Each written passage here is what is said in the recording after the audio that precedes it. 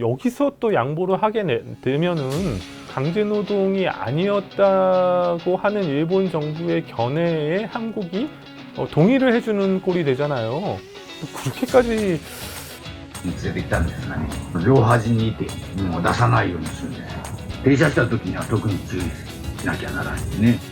彼らが月給を取れるためにはどこまで助手まで行かなきゃならないんですか。それになったの人はあまりないですか。そうなってないでしょう。 윤석열 정부 그건 이해한다. 최소한 두 번째 A large number of Koreans and others who were brought against their will and forced to work under harsh conditions. 굉장히 압도적으로 유리한 어떤 그런 협상 조건에서 이 정도만 해놓고 그거를 동의를 해준다라는 거는 또 일본의 어떤 그런 역사 왜곡이라는 거를 한국 정부가 나서서 구체적으로 공인해 준 것이 아닌가.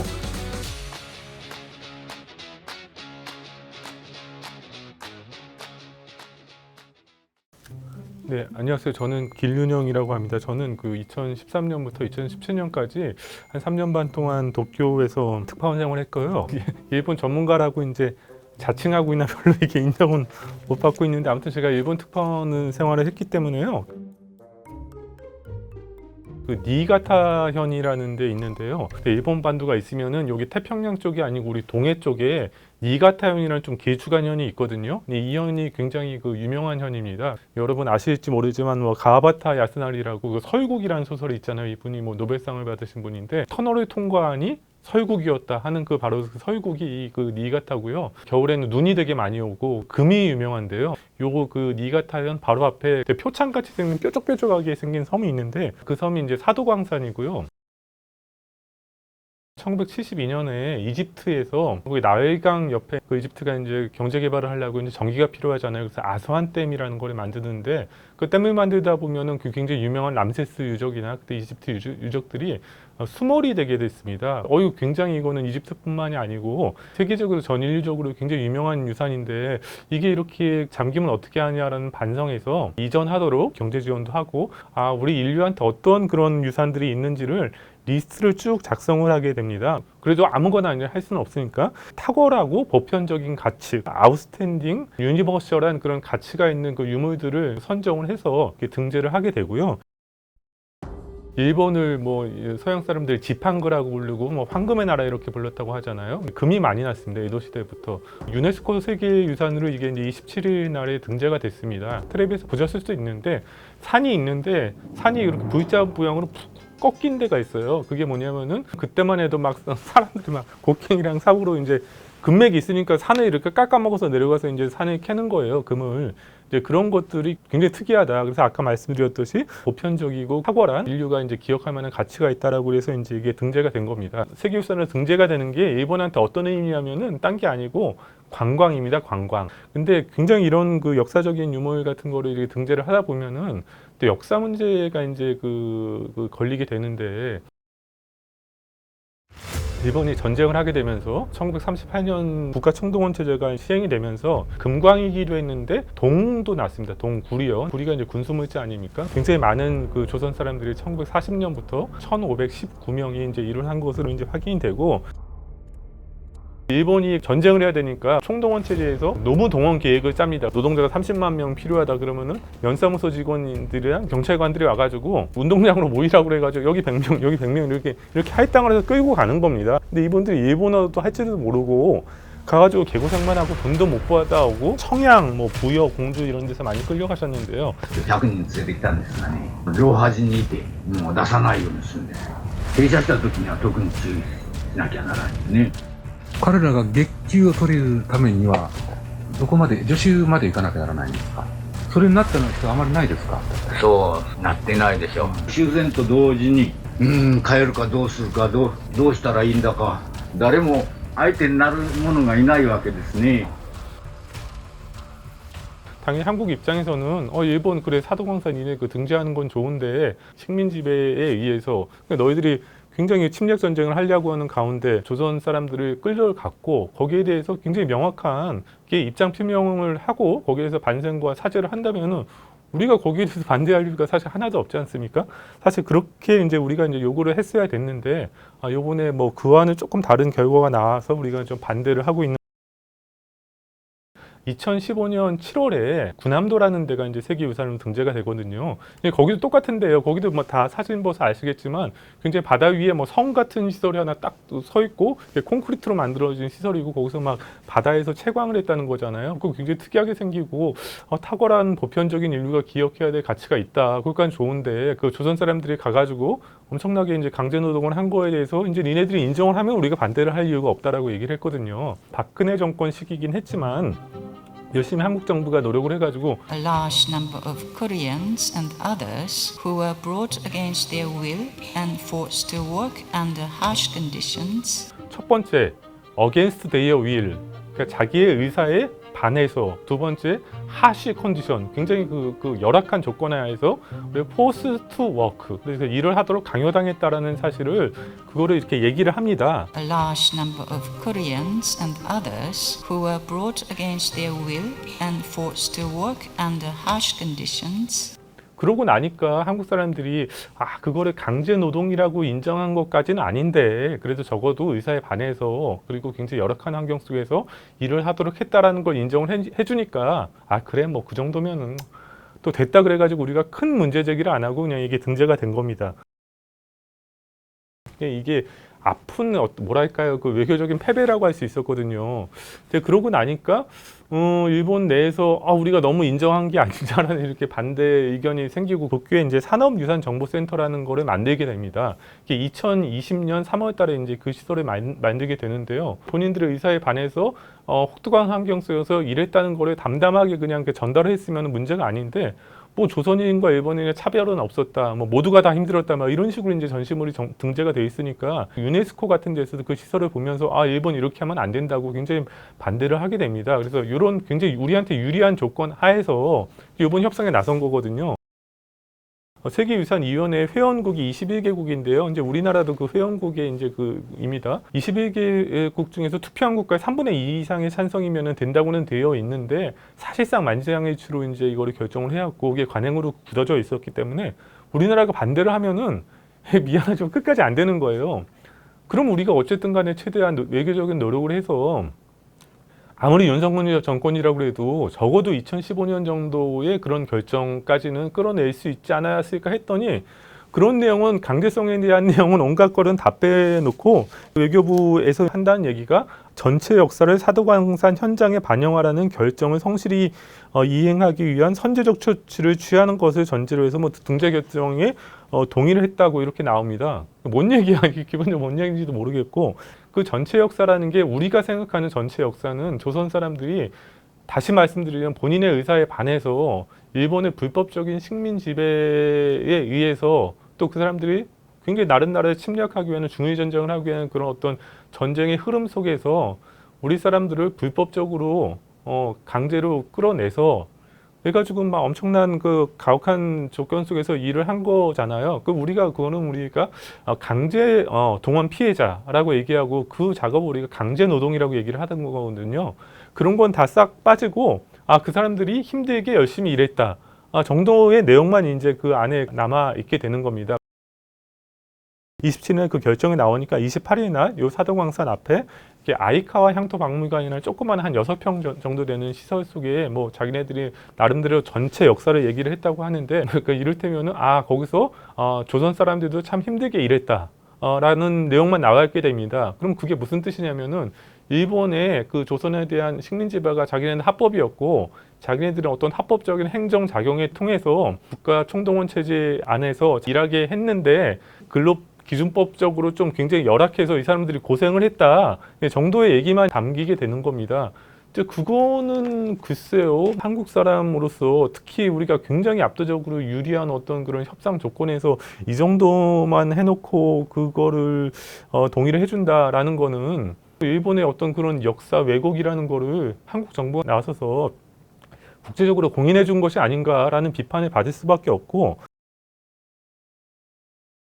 1995년에 무라야마 다마라는 거를 일본 사람들이 내놉니다. 우리가 과거 한때 국가 정책을 그르쳐서 다른 나라의 식민 지배를 하고 침략을 했다. 거기에 대해 우리가 사죄하고 반성한다라는 내용이 이 무라야마 다마의 핵심입니다. 물론 거기도 뭐 한국에 대한 식민 지배가 불법이냐 그런 것까지는 인정하지는 않았지만 식민 지배와 침략에 대해서 사죄하고 반성한 게 이제 무라야마 다마가 갖고 있는 어떤 역사 인식인 거죠. 일본 사회가 그 이후로 경제도 안 좋고 쭉 우경화가 되고 아베 신조라는 굉장히 우익적인 정치인이 2015년입니다. 8월 14일인데 아베다마라는 걸 내놓게 됩니다. 일본에서는 전후 태어난 세대가 바야흐로 인구의 80%를 넘어섰습니다. 그 전쟁과는 아무런 상관없는 우리 아이들과 손자 그리고 그 다음 세대의 아이들에게 계속 사죄의 숙명을 짊어지게 해선 안 됩니다. 군함도가 세계유산에 등재가 됐을 때는 이 담화가 나오기 직전이었습니다. 2015년 7월이었죠. Against their will in harsh condition의 포스트 워크라는 걸 인정하게 됐는데 이 담화가 나오니까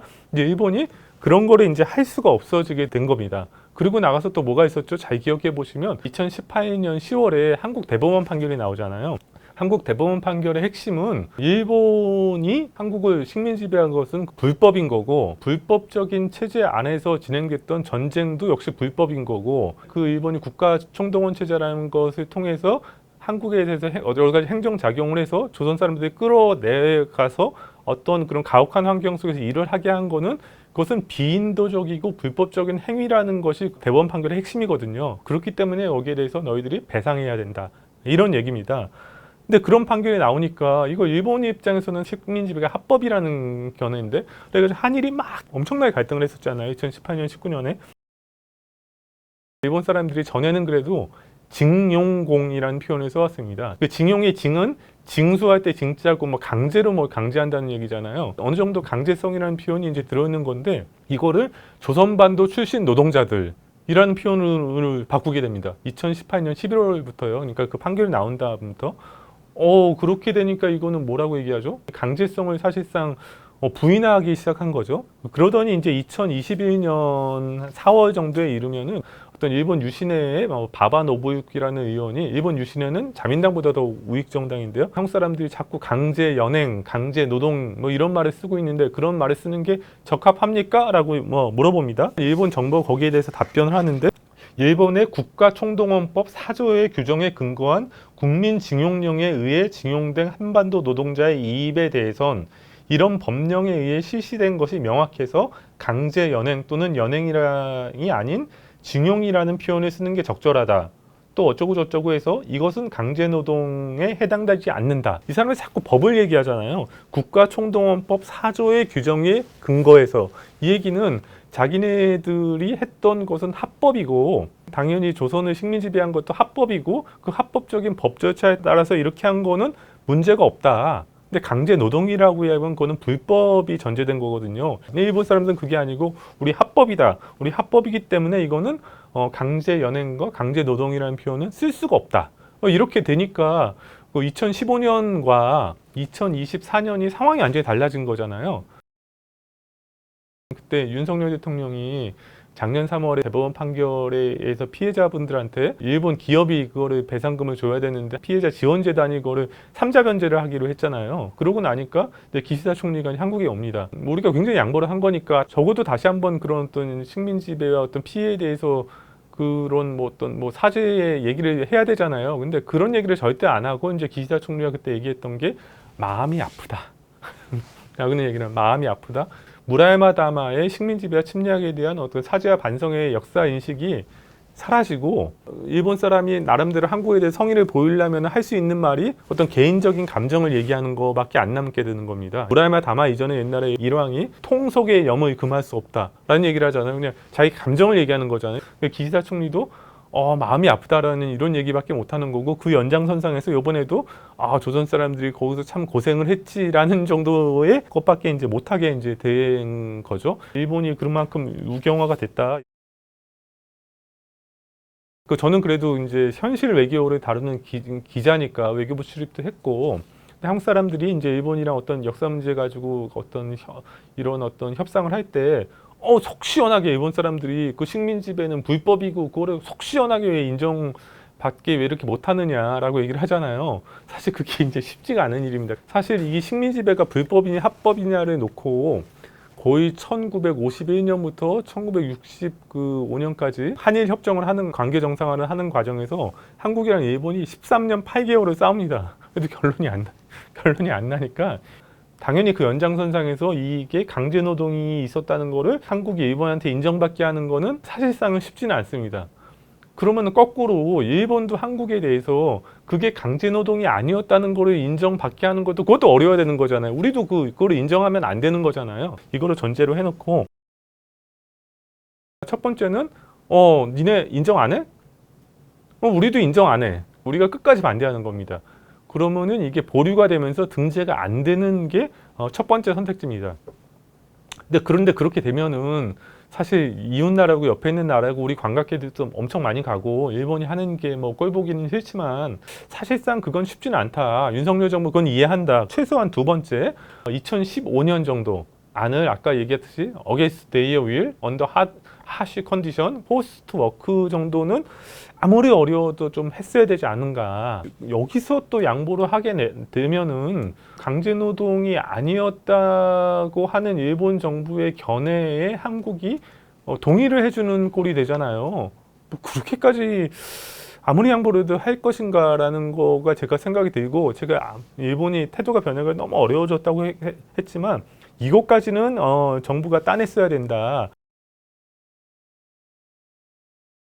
요미우리 신문 같은 데서 뭐 강제성이라는 용어는 아예 처음부터 쓰지 말자고 얘기했다고 하고, 한국 정부는 그건 우리가 2015년에 인정받았으니까 그거 된 거고 그래가지고 실무적인 논의만 했다고 그러는데, 아마 그 일본과의 관계를 되게 중시하는 윤석열 정부는 아마 처음부터 이런 거를 요구를 하지 않았을 거라고 이제 제가 추정을 합니다. 왜 그러냐면요, 외교부 차원에서 내려준 결정이 아니라는 거죠. 왜냐하면은 2015년에 나름 우리가 잘 결과를 얻어냈을 때 그때 담당이, 이거는 외교부에 1차관이 있고 2차관인데 2차관의 담당입니다. 그때 2차관이었던 분이 조태열 차관이에요. 근데 그 사람이 지금 외교부 장관입니다. 근데 이 문제를 너무나 잘 알고 있고 이 문제의 민감함도 너무나 잘 알고 있는 사람이 이런 외교적인 참패라고 할 수 있을 만한 결과를 가져왔다는 거는 외교부 차원에서 있었던 결정이 아니고, 이건 아마 윤석열 대통령이 작년 4월에 미국에 가지 않습니까? 그 직전에 워싱턴 포스트랑 이런 인터뷰를 합니다. 일본과 협력을 미루기에는 한국의 안보 상황이 너무 급박하다면서 100년 전의 일을 가지고 무조건 안 된다, 무조건 무릎을 꿇어라 하는 것은 받아들일 수 없다라는 게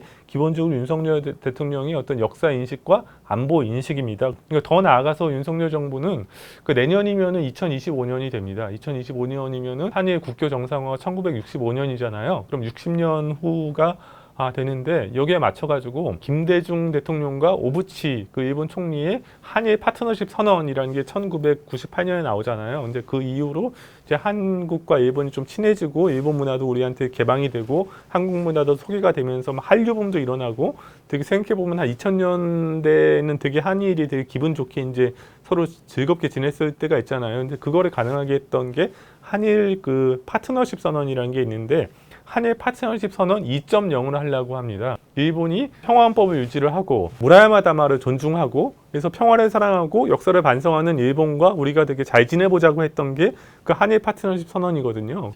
이거를 그 일본한테 전혀 아무런 역사에 대해서 추궁하지도 않고 계속 북한을 막 적대를 하고 중국과 대립을 하고, 그래서 뭐 한미일 삼각 군사협력만 늘려가고 이런 거를 하기 위해서는 역사 문제는 개나조 같은 그런 입장을 가지고 있는 게 이제 윤석열 대통령이니까, 이거는 모르겠어요. 뭐 한국 사회에서 이런 윤석열 대통령의 의견에 동의하는 사람들이 얼마나 있을까. 그래서 국민들이 나서서 이런 윤석열 정부의 문제에 계속 지적을 하고 나가서 이제 국민들이 그런 윤석열 대통령의 어떤 이런 자세를 심판하는 것밖에 방법이 없지 않나. 저는 그렇게 생각을 합니다.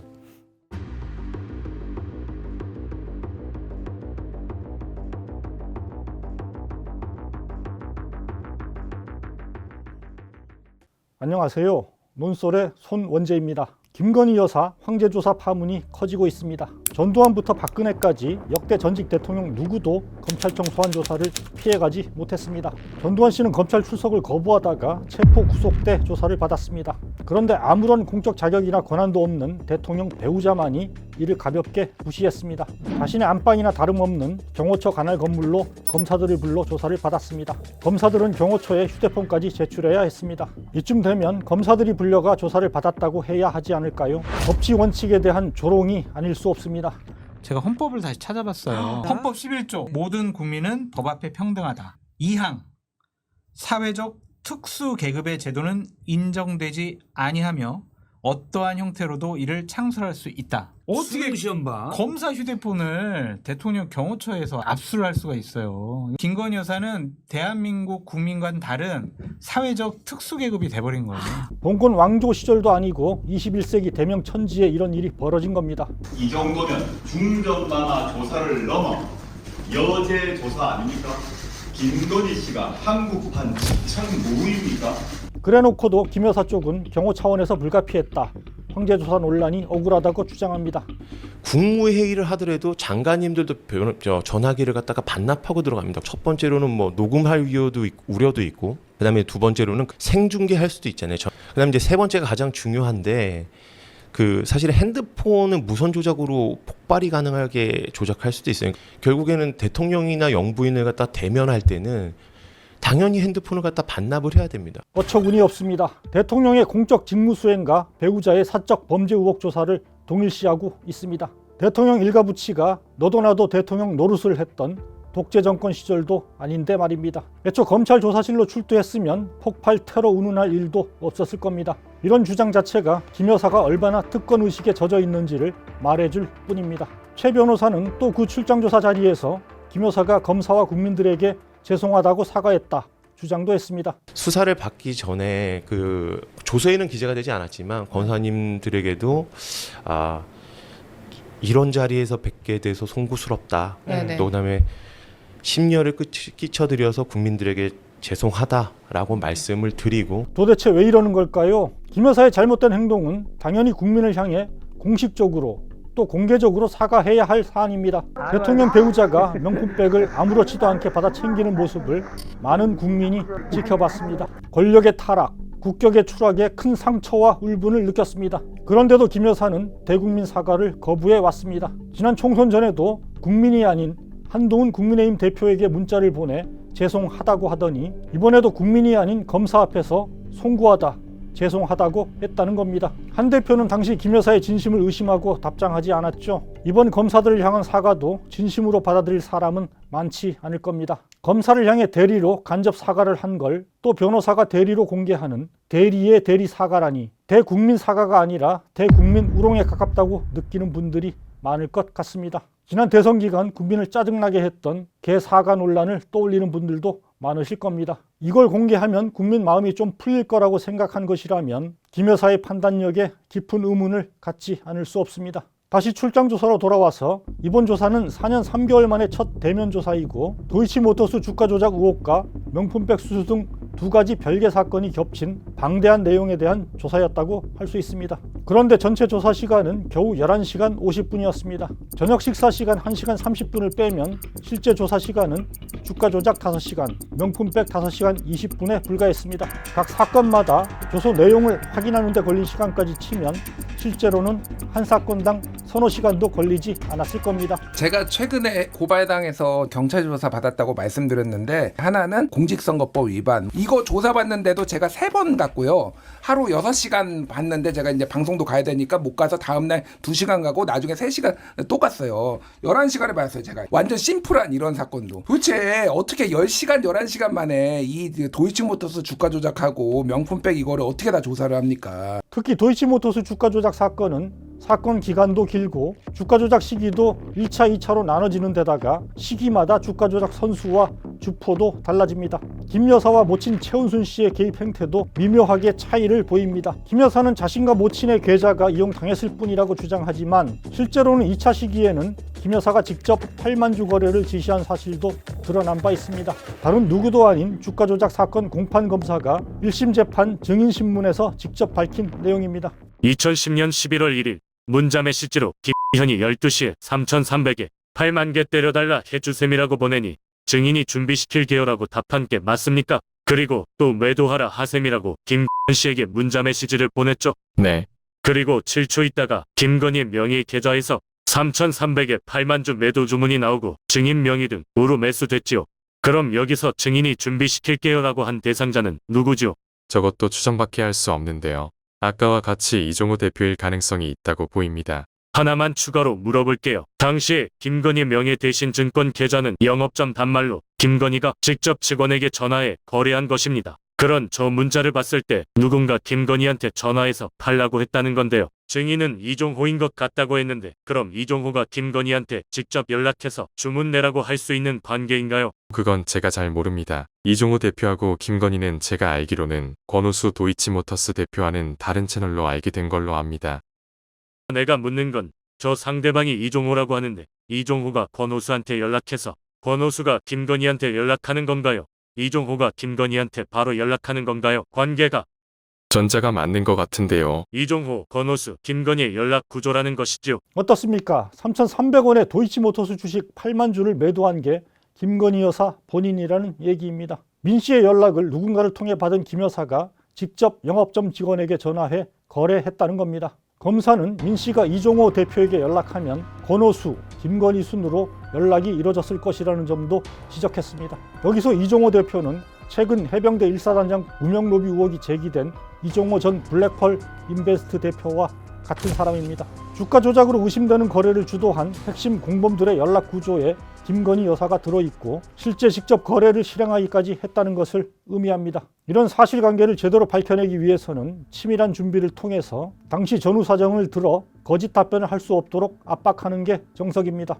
주장이 엇갈리는 부분에 대해서는 핵심 공범들과의 대질 조사도 필요합니다. 이걸 어떻게 5시간 만에 일사천리로 마칠 수 있었을까요? 봐주겠다는 생각이 아니라면 있을 수 없는 일이라는 게 검찰 조사 과정을 조금이라도 아는 사람들의 공통된 지적입니다. 아니 저 경찰 조사 많이 받았고 검찰 조사 많이 받았거든요. 그냥 뭐 아냐 모르냐 왜 그런 발언 했냐 안 했냐 이거 가지고도 대여섯 시간 조사받아요. 그래서 이거는 그냥 무혐의 처분을 하기 위한 절차적인 정당성을 검사들이 스스로 마련하기 위한 하나의 퍼포먼스다. 그렇게 볼 수밖에 없죠. 명품백 수수도 마찬가지입니다. 영상 증거가 나와 있는데도 김 여사와 대통령실은 애초 국가기록물이라 못 돌려줬다. 여러 차례 주장했습니다. 대통령실은 명품백을 선물로 규정했습니다. 사과할 필요도 국고에 기록된 물건을 반환하는 것은 국고 횡령이에요. 대한민국 정부 거죠. 어느 누구한테도 이렇게 탁절하게 대하기는 참 어렵습니다. 제 아내의 그 현명하지 못한 처신으로 사과를 드리고 저는 대통령실에서 보관되고 있다는 것을 알고 수수하는 그 순간 바로 소유권이 국가에 기속되도록 김 여사의 지시를 깜빡이죠.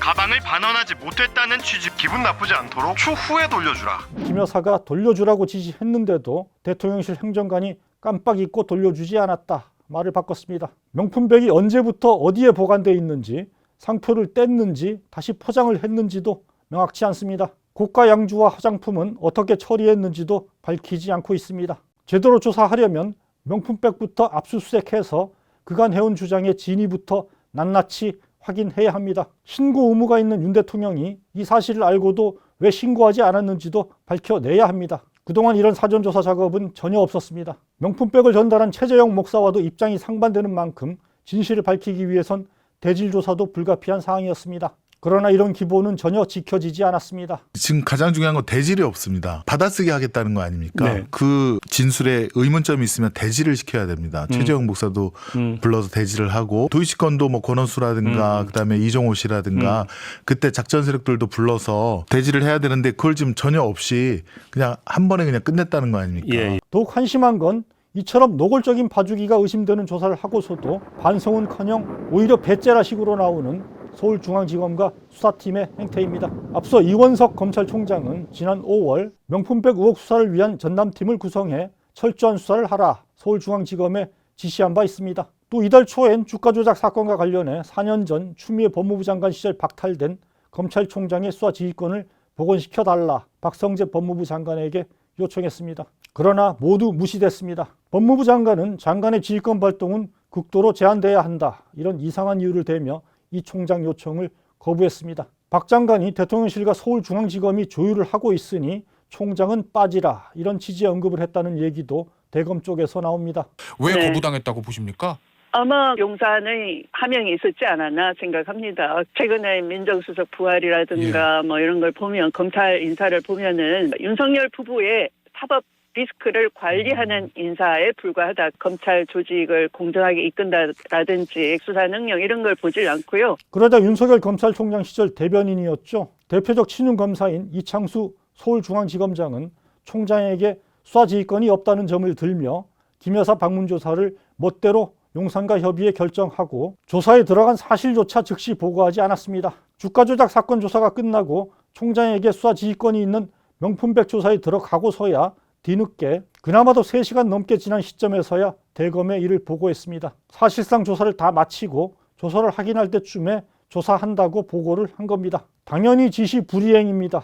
애초 철저히 공정하게 조사하라는 총장 지시대로라면 명품백 조사만이라도 검찰로 불러 충실하게 조사해야 했습니다. 대놓고 총장을 바보로 만든 것입니다. 사실 이현석 총장 입장에서 이거는 하극상이에요. 서울중앙지검장이 일종의 쿠데타인 거죠. 총장이 명확하게 수차에 걸쳐서 지휘했던 것을 전혀 이행하지 않은 형태인 거거든요. 그래서 징계사안이죠, 이건. 징계사안입니다, 사실. 명품백 수사팀에 파견돼 김 여사 방문 조사를 맡았던 김경목 부부장 검사의 행태도 황당합니다. 총장 지침을 정면으로 무시하고 용산과 직거래를 한 걸로도 모자라 이 총장의 진상파악 지시에 항의해서 사표를 내기까지 했습니다. 저는 맨 처음에 기사를 잘못 보고 그 어떤 모욕적인 수사 상황에 반발해서 난 이런 수사는 못한다. 이래가지고 제출한 줄 알았어요. 그래서 검찰에 아직도 이런 분도 계시구나 했더니 그게 아니고 감찰 안 되니까 사표를 제출했더라고요. 왜 가서 휴대폰 뺏기고 이상하게 조사를 한 뒤에 검찰총장한테 보고도 안 했어?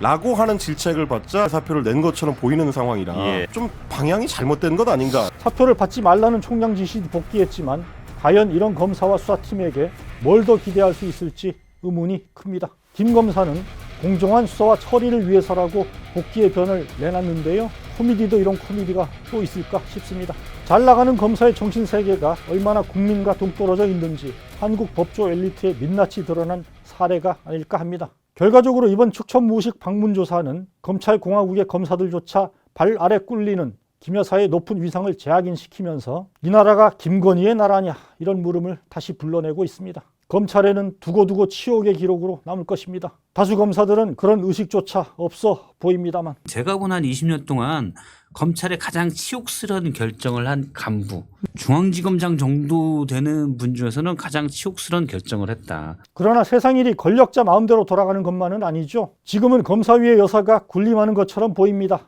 그러나 그럴수록 민심은 돌아설 수밖에 없습니다. 민심을 이기는 권력은 없습니다. 이미 윤석열 정권은 구로기 상태입니다. 다수 민심은 윤 대통령에 대한 기대를 상당 부분 접고 있습니다. 김 여사의 특권적 행태는 이런 민심의 분노에 기름을 붓는 행위입니다. 시간은 윤석열 대통령이나 김건희 씨한테 있지 않습니다. 갈수록 더 약자의 입장으로 놓이게 되지 않습니까? 국민의힘의 정략적인 차원이라도 대통령이 빨리 리더십을 복원해야 되지 않습니까? 지금 근데 김건희 씨 이 문제로 지금 늪에 빠져가지고 허우적거리면 결국 어떻게 되겠습니까? 당장 검찰 수사는 힘으로 찍어 누르고 무혐의 처분을 받아낼 수도 있을 겁니다. 그러나 그런다고 끝날 일인가요? 이미 민심은 특검을 기정사실화하고 있습니다. 26일 국회 법사위의 김건희 청문회에서도 여러 의혹과 정황이 불거져 나왔죠. 지금 윤 대통령 부부는 그까짓 것 또 거부권을 써서 막으면 된다 생각할지도 모르겠습니다. 그러나 국민도 그렇게 생각할까요? 위기를 위기로 인식하지 못하고 폭주하는 정권을 기다리는 건 비참한 말로일 수밖에 없습니다. 이 정권의 몰락의 저는 시작이 될 수도 있겠죠. 논설에서 함께 계속 주시하도록 하겠습니다. 명품백 수수에 대한 부정적 여론이 이제 끓는 점에 도달한 듯. 국고에 기속된 물건을 반환하는 것은 국고 횡령이에요. 수수하는 그 순간 바로 소유권이 국가의 김 여사의 지시를 깜빡이죠. 가방을 반환하지 못했다. 비교할 정도의 해명은 그 자체로 명품백 수수의 불법성을 방증합니다.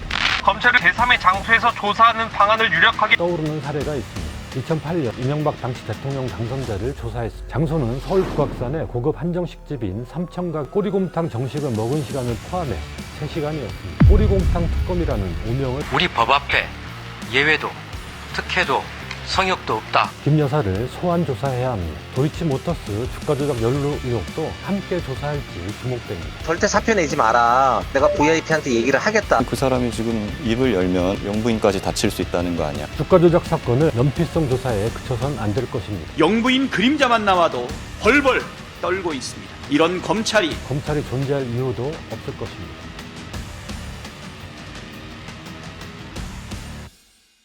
안녕하십니까. 한겨레 논설의 박용현입니다. 김건희 여사의 명품백 수수에 대한 부정적 여론이 이제 끓는 점에 도달한 듯합니다. 김 여사가 가방을 돌려주라고 지시했지만 행정관이 깜빡 잊었다는 해명은 여기에 기름을 부었습니다. 그동안 해명이 어떻게 바뀌어 왔는지부터 정리해 보겠습니다. 오락가락하고 비상식적인 해명들을 하나하나 되짚다 보면 우롱당하고 있다는 느낌을 피할 수 없습니다. 대통령실은 명품백을 선물로 규정했습니다. 사과할 필요도 국고에 기속된 물건을 반환하는 것은 국고 횡령이에요. 대한민국 정부 거죠. 어느 누구한테도 이렇게 탁절하게 대하기는 참 어렵습니다. 제 아내의 그 현명하지 못한 처신으로 사과를 드리고 저는 대통령실에서 보관되고 있다는 것을 알고 수수하는 그 순간 바로 소유권이 국가에 기속되도록 김 여사의 지시를 깜빡이죠. 가방을 반환하지 못했다는 취지 기분 나쁘지 않도록 추후에 돌려주라. 아 그래서 깜빡했군요. 뒤늦게 법적 책임을 모면하려고 반환 지시를 들고 나온 듯한데 대통령 기록물이라던 그동안의 해명과 앞뒤가 맞지 않습니다. 모든 범죄 혐의를 받는 사람은 자신에게 가장 유리한 얘기를 먼저 합니다. 처음에 최재형 목사가 문제 제기했을 때 반환 지시를 했다. 이런 얘기가 없었고 이제서야 검찰 조사 받으면서 했다는 거잖아요. 만들어진 진술로 보여질 가능성이 굉장히 높다. 최재형 목사가 건넨 선물 중 명품백은 돌려주라고 했으면서 책은 왜 버렸는지, 고급 화장품과 양주도 선물했는데 이 물품들은 어떻게 처분했는지 여러 가지 꼬리 무는 의문에 대해선 별다른 설명이 없습니다. 개콘도 이렇게 잘하는구나. 코미디 아니에요. 2002년 9월 달에 받았잖아요. 11월 달에 이제 이사를 간단 말이에요. 한남동 관저. 네. 그때 책은 지하에다 버리고 돈 되는 것은 가져갔어요. 짐을 골라내면서 책은 버리자, 이건 가지고 가자 했을 거 아니에요. 한나라의 대통령실이 이렇게 단순한 사안을 가지고 정신없이 오락가락하다니 중대하고 복잡다단한 국정 운영을 어떻게 유지하고 있는지 의아할 따름입니다. 기괴할 정도의 해명은 그 자체로 명품백 수수의 불법성을 방증합니다. 아무 문제 없는 일이었다면 해명도 애초부터 단순 명쾌했을 것입니다. 오죽하면 국민의힘 당대표 후보들도 김건희 여사에 대한 검찰 조사는 어떤 식으로든 필요하다고 본다, 아니다 들어주십시오. 그러나 정작 수사를 담당하는 검찰은 아직도 눈치를 살피며 머뭇거리는 모습입니다. 이원석 검찰총장은 김 여사 수사와 관련해 여러 차례 우리 법 앞에 예외도 특혜도 성역도 없다. 하지만 지금 검찰이 보이는 태도는 예외와 특혜와 성역이 있음을 확인시켜주고 있습니다.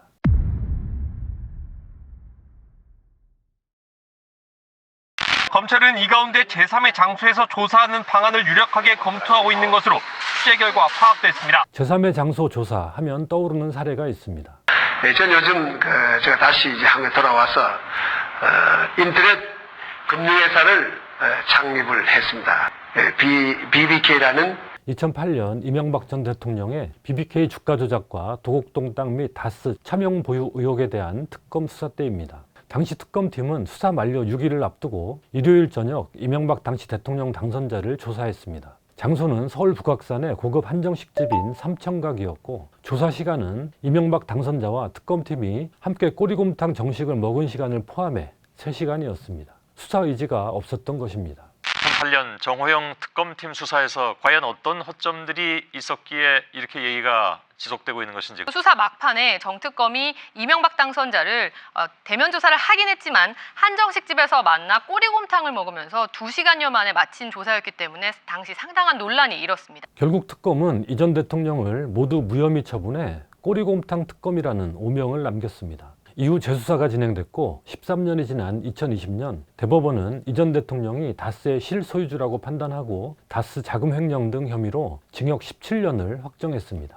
검찰은 아직도 김 여사 조사 방식은 정해지지 않았다는 입장입니다. 서울중앙지검 관계자는 18일 제3의 장소 조사 방안은 예측, 관측 보도라며 증거와 법리에 따라 사안의 실체와 경중에 맞게 수사를 진행할 것이라고 말했습니다. 그러나 수사가 한참 진행됐는데도 핵심 관련자의 조사 방식조차 정해지지 않았다는 것부터 수사 의지를 의심케 합니다. 수사기관이 수사 의지가 있는데도 제3의 장소 조사를 선택하는 사례는 찾아보기 어렵습니다. 반면 김 여사 변호인은 언론 인터뷰를 통해 소환 조사는 안 된다는 메시지를 계속 내놓고 있습니다. 검찰에 대한 김 여사 쪽의 압박처럼 느껴집니다. 현직 영부인이 대통령 재임 기간 중에 소환이나 이런 거는 너무 그런 유례도 없기 때문에 그건 좀 약간 부당하지 않냐. 하지만 이제껏 현직 대통령 부인 소환 조사 사례가 없었던 것은 명품백을 수수하거나 주가 조작 연루 의혹을 받는 대통령 부인이 없었기 때문입니다. 이원석 검찰총장이 말했듯 우리 법 앞에 예외도 특혜도 성역도 없다. 김 여사를 소환 조사해야 합니다. 검찰이 김 여사를 소환 조사하지 않는다면 조사 대상자의 요구에 굴복하는 꼴이 됩니다. 또한 현재 진행 중인 야당 수사도 정당성을 얻을 수 없을 것입니다. 현 정부대로 검찰은 제1야당 대표를 6차례나 소환 조사했습니다. 그러고도 지난 4일 이재명 전 더불어민주당 대표에게 7번째 소환 통보를 했습니다. 배우자인 김혜경 씨도 소환했습니다. 김 씨는 이미 2022년 검찰 소환 조사를 받은 적이 있습니다. 대선 때 민주당 관련 인사 등에게 음식값 10만 4천 원을 경기도 법인카드로 결제한 혐의로 기소돼 재판도 받고 있습니다. 이재명 전 대표 부부 소환 통보가 민주당의 검사 탄핵 발의에 대한 맞대응 차원이라는 지적이 나오자 검찰은 이번 출석 요구는 형사소송법에 근거한 통상의 수사 절차이고 고발된 혐의 사실에 관해 당사자의 진술을 듣고 소명할 기회를 주는 차원이라고 밝혔습니다. 그렇다면 김건희 여사에 대해서도 통상의 수사 절차에 따라 소환 조사함으로써 소명할 기회를 줘야 하지 않겠습니까?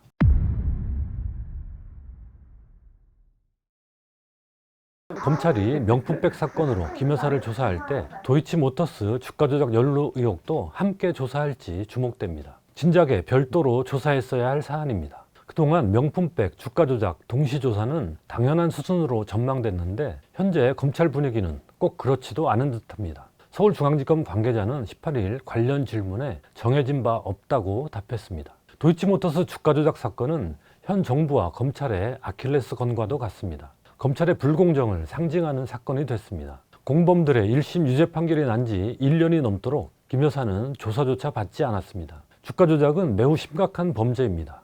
그만큼 수사에 대한 김 여사 쪽의 저항도 강력했던 것 같습니다. 검찰이 지난해 도이치모터스 주가 조작 사건과 관련해 방문 조사와 서면 조사를 시도했으나 김 여사 쪽이 아무런 답을 하지 않아 무산됐다는 보도가 나왔습니다. 당사자가 조사받기 싫다고 하니 검찰이 조사를 하지 않은 셈입니다. 이러고도 검찰이 수사기관을 자임하고 법치를 입에 올릴 수 있겠습니까? 지난 5월 검찰 인사에서 김 여사 관련 수사 지휘 라인이 모두 물갈이 됐어도 검찰은 끽소리도 못했습니다. 이런 와중에 이종호 전 블랙펄 인베스트 대표의 녹취가 공개됐습니다. 임 사단장이 사표를 낸다 그래가지고 전화 왔더라고. 그래가지고 내가 절대 사표 내지 마라. 내가 VIP한테 얘기를 하겠다. 도이치모터스 주가 조작으로 징역 2년에 집행유예 3년을 선고받은 장본인이 해병대 최상병 순직 사건과 관련해 김건희 여사를 매개로 임성근 전 사단장 구명 로비를 벌였다는 이야기를 스스럼없이 하고 있는 것입니다. 기막힌 일입니다. 이종호 전 대표가 운영한 블랙펄 인베스트는 금융위원회에 등록하지도 않은 업체였습니다.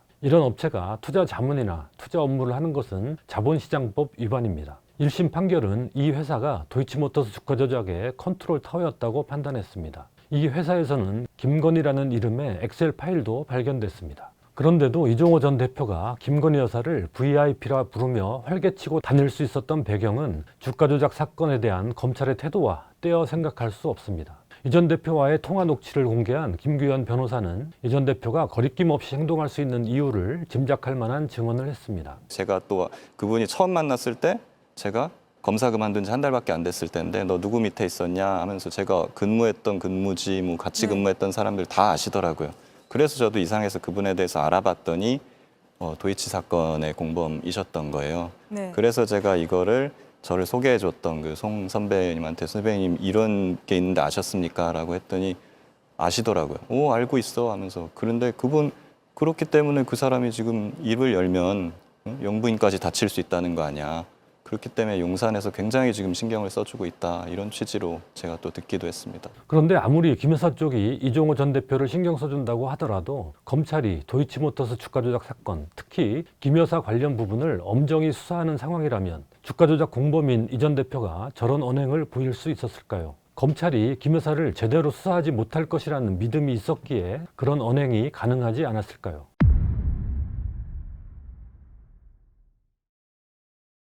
검찰은 김 여사를 제대로 수사 처벌할 수 있을까요? 김 여사 변호인은 부정청탁금지법상 공직자 배우자는 금품을 받아도 처벌할 규정이 없다고 강조합니다. 국민권익위원회 정승윤 부위원장도 240만 공직자 배우자를 법의 근거도 없이 처벌할 수 있는 것인지 묻고 싶습니다. 하지만 공직자가 아니어도 공무원의 직무에 속하는 사항의 알선에 관하여 금품이나 이익을 수수, 요구하거나 약속하기만 해도 알선 수재죄로 처벌받습니다. 공무원 가족이 금품을 받는 게 전형적인 경우입니다. 최재형 목사는 김 여사에게 선물을 건넨 목적이 김창준 전 미국 연방하원의원의 국립묘지 안장 및 통일TV 방송 재개 요청 등이었다고 밝혔습니다. 알선 수재죄가 성립할 수 있는 정황입니다. 이에 대해 김 여사 변호인은 청탁이 아니라 민원 처리 수준이라고 주장했습니다. 나아가 김 여사 쪽은 최후의 방어벽으로 선물 반환을 지시했다고 주장했습니다. 부정한 금품일지라도 반환 의사가 있었으므로 처벌 대상이 아니라는 것입니다.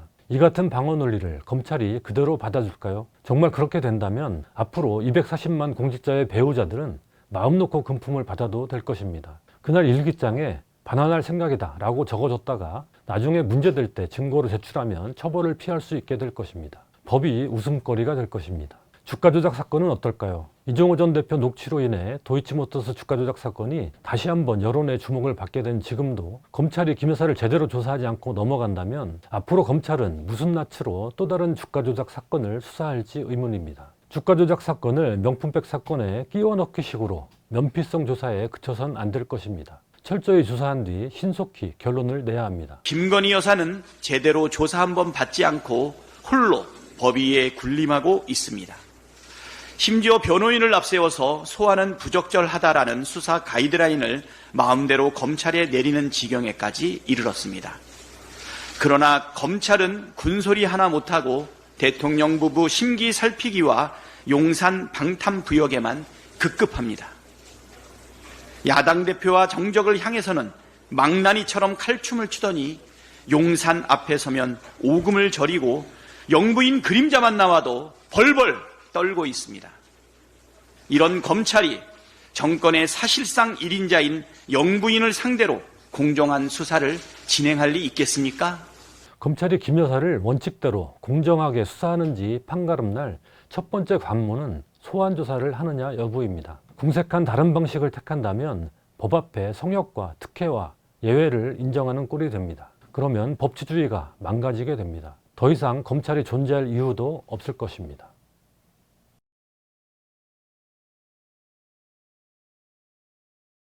김건희 여사가 연루된 도이치모터스 주가 조작 사건의 핵심 관련자 녹취 파일이 사건의 국면이 바뀌고 있습니다. 내가 절대 사표 내지 마라. 내가 VIP한테 얘기를 하겠다. 윤석열 대통령의 경로였다면 그런데 왜 대통령이 이렇게까지 나섰느냐는 게 이 마지막 퍼즐이 맞춰져가는 느낌입니다. 주가 조작 공범이 구명 로비의 창구로 삼았을 대상이 김건희 여사일 것이라는 점은 삼척동자도 VIP가 김계환 해병대 사령관을 지칭한 것으로 해명합니다. 기가 막힙니다. 이종호 전 대표는 평소 윤 대통령과 김 여사를 V1, V2 이종호 전 대표가 어떻게 이렇게 활개치고 다닐 수 있었느냐 이 물음을 푸는데 실마리를 주는 일이 도이치모터스 대표를 버젓이 대통령 취임식에 도노수 일가와 김건희가 정말 특수관계라는 게 그때 확 드러난 어떤 이유에선지 김 여사는 주가 조작 세력과 관계를 단절하지 않았던 것입니다. 우리 사성장군 탄생하잖아. 해병대 별 4개 만들 거거든. 군, 경찰 인사에 관여한 정황입니다. 인사 전문가인 저도 보고 신기한 일 아니야? 내일 3부 체크하고 라고 쓴 부분은 이틀 뒤에 우크라이나 젤린스키 대통령의 부인이 김건희 여사와 만나고 한부 토건 주가가 이종호 씨가 예상을 했고 아니면 뭔가를 알고 있어. 어느 하나라도 사실로 밝혀질 경우 국정농단급 게이트가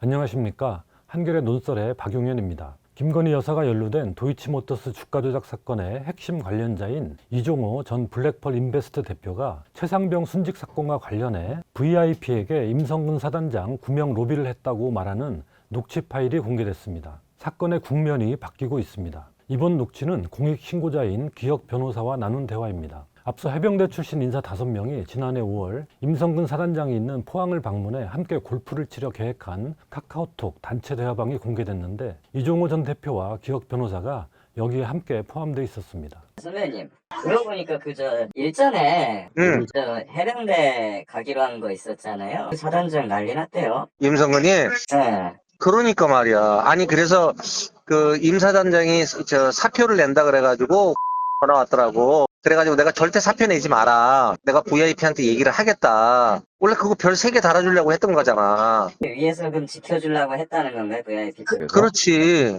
그런데 이 언론이 이제 하네. 그럼 얘기가 원래 다 돼 있었던 거예요? 내가 얘기를 풀었지.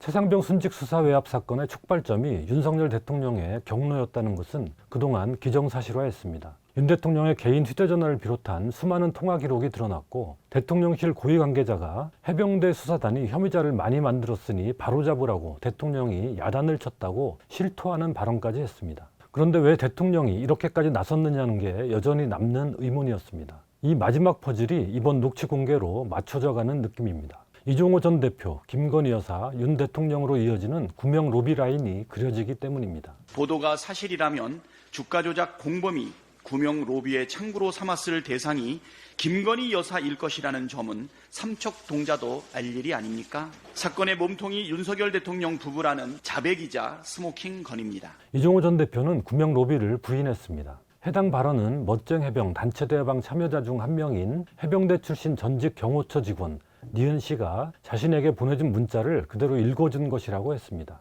하지만 8월 9일 통화에서 그럼 얘기가 원래 다 돼 있었던 거예요? 내가 얘기를 풀었지라고 명확하게 말하고 있습니다. 또 이종호 전 대표는 올해 3월 4일 또 다른 통화에서 이렇게 말합니다. 법적인 걸 떠나서 도의적으로라도 물러났어야죠. 그런 일이 있었으면. 그러니까 쓸데없이 내가 거기 개입이 돼가지고 사표 낸다 그럴 때 내가 그럴 거야. 자신이 개입했다고 분명히 언급하고 있습니다. 또 이종호 전 대표는 VIP가 김계환 해병대 사령관을 지칭한 것으로 이해했다고 해명합니다. 기가 막힙니다. 김기한 해병대 사령관도 아마 스스로가 VIP가 됐다는 거에 대해 굉장히 놀랐을 거예요, 아마. 일단 저 녹취에 김기환을 넣어보십시오. 안 맞아요. 네. 왜냐하면 김기환 사령관이 이첩보류 시킨 게 아니지 않습니까? 네. 이 이첩보류는 최소 국방장관이 한 거거든요. 그 윗선으로 갈 수는 있지만 아래로 내려갈 수는 없잖아요. 이 VIP가 결국은 이 문제의 핵심이다. 이첩보류가 VIP에 의해서 됐다라는 걸 인정해버린 셈 아니냐는 거죠. 네. 그 VIP를 비록 김기환 사령관으로 바꿔보겠다는 표현은 돼 있지만 결국 VIP가 틀었다. 내가 VIP에게 풀었고 그 VIP가 결국은 이첩보류를 시켰다. 이 내용을 포함하고 있는 거기 때문에 네. 이건 상당히 우리가 반길 만한 대응 아니었느냐는 생각이 듭니다. 이종호 전 대표는 11일 중앙일보와 통화에서는 VIP란 표현은 문자에 없었는데 내가 부풀려 말한 것이라고 말을 바꿨습니다. 한겨레 보도를 보면 이종호 전 대표는 평소 윤 대통령과 김 여사를 V1, V2로 지칭했다고 공익신고자 기억 변호사가 공수처에 진술했다고 합니다. JTBC는 이 전 대표가 평소 김 여사의 수행원 이름까지 구체적으로 거론했다는 기억 변호사의 말을 전했습니다.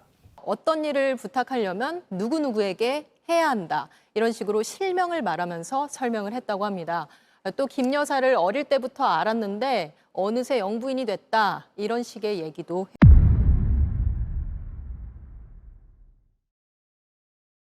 도이치모터스 주가 조작 사건과 최상병 순직 수사 외압 사건, 각각 특검 도입 필요성이 제기되고 있는 두 사건이 이렇게 서로 연결되다니 놀랍기만 합니다.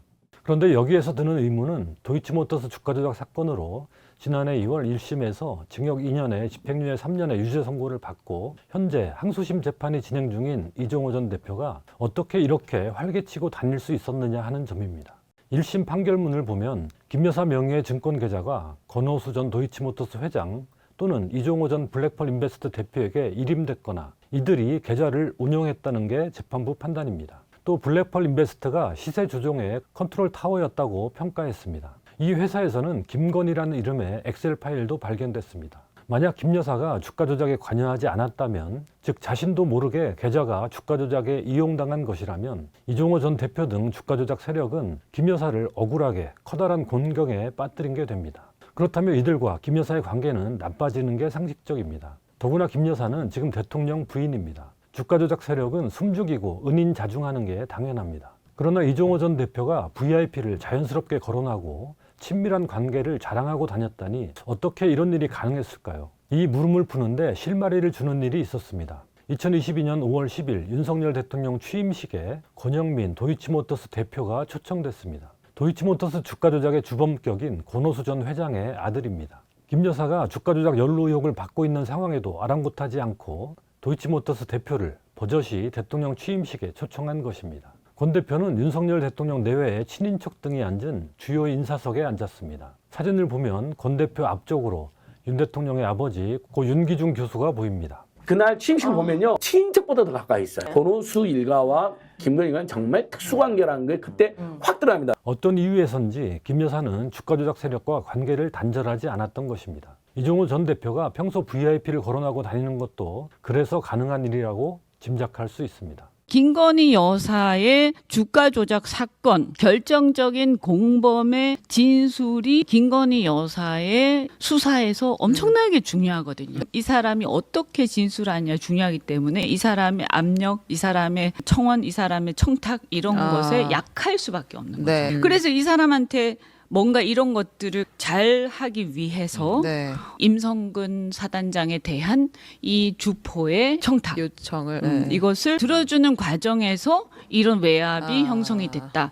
이게 이제 지금 의심이 되는 거잖아요. 검찰도 1심 선고 뒤 김 여사에게 서면 질의서를 보내 이종호 전 대표와의 관계를 물었다고 합니다. 그러나 김 여사는 답하지 않았다고 합니다. 이종호 전 대표가 VIP를 언급한 시점은 대통령 경로설이 알려지기 한참 전입니다. 이 사건에 대통령이 개입했다는 식으로 말했다는 것 자체가 단순한 허풍일 수 없는 것입니다. 8월 9일 기준으로 돌아가 보자고요.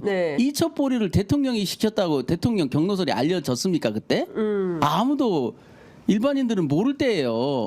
대통령 경로서에 대해서 알고 있는 사람이라고는 대통령, 그 측근, 그 다음에 박정훈 대령조차도 그때는 발설하지 않았다고요. 그러니까요. 결국 이 사건을 틀어버린 게 VIP라는 걸 누가 합니까? 이종호는 어떻게 알았을까요? 녹취 파일에 나오는 이종호 전 대표의 발언 중에는 임성근 사단장 구명 로비만큼이나 충격적인 또 다른 내용도 들어있습니다. 군, 경찰 인사에 관여한 정황입니다. 한겨레가 확보한 통화 내용을 보면 지난해 7월 13일 통화에서 이종호 전 대표는 기억 변호사에게 이번에 국방장관 추천했는데 우리 거 될 거야 라는 취지로 말합니다. 당시는 최상병 순직 사건이 발생하기 전이었고 국방부 장관 교체는 거론되지 않던 시점입니다. 이종섭 당시 장관은 같은 해 9월 12일 야당의 탄핵 추진 때 사임했습니다. 최상병 순직 이전에 국방부 장관 교체가 실제 추진됐는지 확인이 필요합니다. 또 이종호 전 대표는 같은 날 통화에서 야, 우리 사성 장군 탄생하잖아. 현재 해병대 최고 직위인 사령관이 삼성 장군 중장인데 해병대에서 사성 장군 대장을 배출하게 된다는 말입니다. 한겨레가 입수한 같은 해 8월 9일 통화 내용에서도 원래 그거 별 3개 달아주려고 했던 거잖아. 해병대 별 4개 만들 거거든. 이 부분과 관련해 군사 전문가인 김종대 전 의원은 이렇게 설명합니다.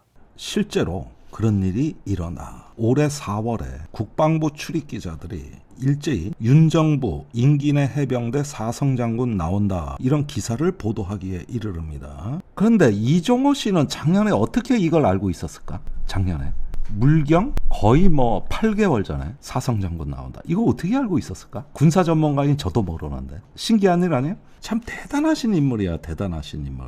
또 이종호 전 대표는 통화에서 경무관 계급인 한 경찰 간부를 언급하며 또 오늘 저녁 때 되면 연락 올 거야. 그게 누구였죠? 서울 치안감. 별 2개 다는 거 아마 전화 오는데 별 2개 달아줄 것 같아. 그래도 또 우리가 또 그 정도는 주변에 데리고 있어야 되지 않냐?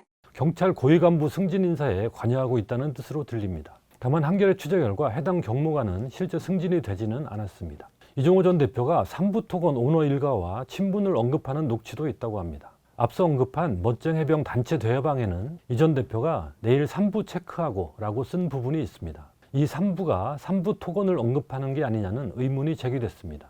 이 카톡방 대화 이틀 뒤에 우크라이나 젤린스키 대통령의 부인이 김건희 여사와 만나고 다시 이틀 뒤인 5월 17일 정부가 우크라이나 재건 사업을 발표하면서 여기에 참여하는 삼부토건 주가가 급등했기 때문입니다. 삼부토건을 언급한 녹취 파일이 있어요. 이때 삼부토건을 왜 체크했냐는 거예요. 한번 보시면 8월에 우크라이나 재건 지원의 수혜기업이 삼부토건이라 그래가지고 3월에 1,000원대이던 주식값이 8월에 5,000원대로 폭등을 한다. 물경 4배 폭등을 한다. 그러면 8월에 이렇게 폭등한다는 조짐을 이 삼부를 체크하고 뭐 이랬다는 건 뭐야? 일종의 이종호 씨가 예상을 했거나 아니면 뭔가를 알고 있었던가 이렇게밖에 안 보여요. 내가 보기에는. 이것도 해명이 필요합니다. 의혹이 있는 거예요. 인사 개입이나 삼부토건 관련 사안은 아직 명확한 실체가 드러나지 않은 단초 수준의 의혹이지만 사실이라면 파장이 클 수밖에 없습니다. 임성근 사단장 구명 로비나 인사 개입 의혹 등 어느 하나라도 사실로 밝혀질 경우 국정농단급 게이트가 될 것입니다. 우선은 공수처가 철저한 수사로 사실관계를 밝혀내야 할 것입니다. 수사외압 사건을 수사 중인 공수처는 5개월여 동안 공석이던 차장이 10일에야 임명 제청되는 등 어수선한 상황입니다. 의혹은 계속 번져가는데 수사 인력도 부족한 상태입니다. 공수처 검사가 이종호 전 대표의 변호인으로 활동한 전력이 있어 관련 수사에 회피 신청을 하기도 했습니다. 최근 관련자들의 통화 기록을 확보하기 위한 통신영장도 잇따라 기각됐다고 합니다. 공수처에만 수사를 맡겨둘 수 없는 상황입니다. 또 경찰은 최근 임성근 사단장을 석연찮게 무혐의 처분했습니다. 최상병 순직의 책임을 가리는 수사도 특검을 통한 재수사가 불가피합니다. 여러모로 특검의 필요성이 커졌습니다. 또 검찰이 진행 중인 김 여사의 도이치모터스 연루 의혹 수사도 꽉 막혀 있는 상태입니다. 수사가 더 지연된다면 이 역시 특검을 통해 처리할 수밖에 없을 것입니다.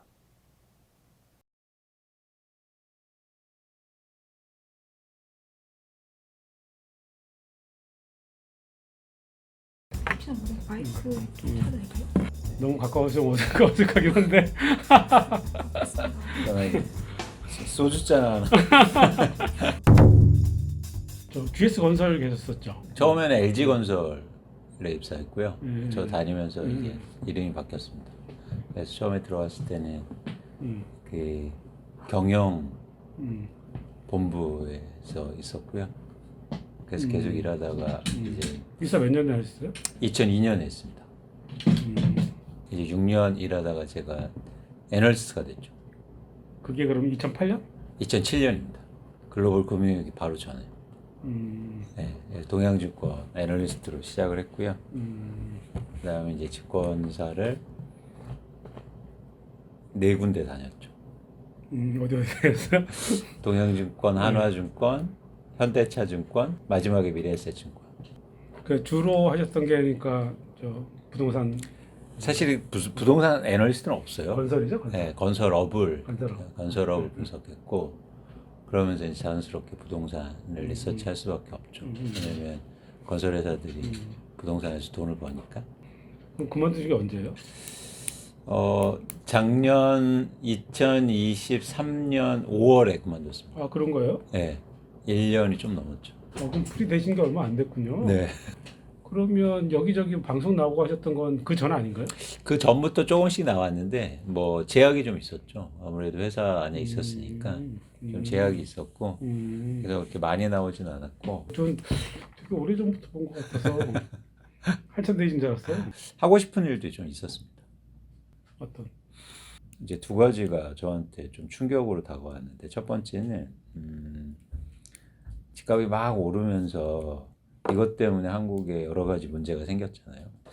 뭐 사회적으로도 벼락거지다 뭐 이런 말들이 횡행하면서 아 이거 한국에서 부동산에 대해서 뭔가 좀 제대로 분석하고 그리고 리서치할 사람이 필요하지 않느냐 그런 생각이 좀 들었고요. 두 번째는 집값이 급등하는데 다주택자는 집을 팔고 무주택자들이 빚을 내서 집을 사요. 그러면서 쉽게 말해서 영끌 막 이런 것들이 많았잖아요. 그런 것들 보면서 아 이게 정보의 비대칭성이 굉장히 크구나 대한민국에서 특히 부동산과 관련해서 한국의 부동산의 정보를 제공해주는 그런 일종의 소스를 보면 이해관계자들이 대부분이거든요. 뭐 건설회사가 만든 단체라든가 아니면 정부의 단체라든가 아니면 뭐 건설사에 있는 사람들 또는 부동산 학과의 교수들, 사실 이해관계자들이죠. 이해관계자들이 이해에 따라서 시장을 분석하고 얘기하고 그런 것들에 따라서 사람들이 또 무리하게 행동하고 빚을 내서 높은 집값에 높은 가격의 집을 사고, 놀란 게 20년 전에 전문가가 지금도 전문가로 똑같은 얘기를 하고 있어요. 그래서 이거 부동산이 대한민국에서 굉장히 중요한데 그걸 제대로 분석하고 또 정부의 비대칭성을 줄일 수 있는 그런 단체, 사람이 없는 거 아닌가. 그래서 지금 그걸 하고 싶다. 그렇죠. 네. 그러니까 소비자라고 불러야 되나? 하여간 이 주택시장을 구성하는 여러 이제 이해관계자 중에 어떻게 보면 일반인들, 그러니까 집을 사던 아니면 임차로 들어가든 뭐 일반인들의 입장에서 일반인들이 필요한 정보를 주는 단체라기에는 없는 것 같아요. 맞습니다.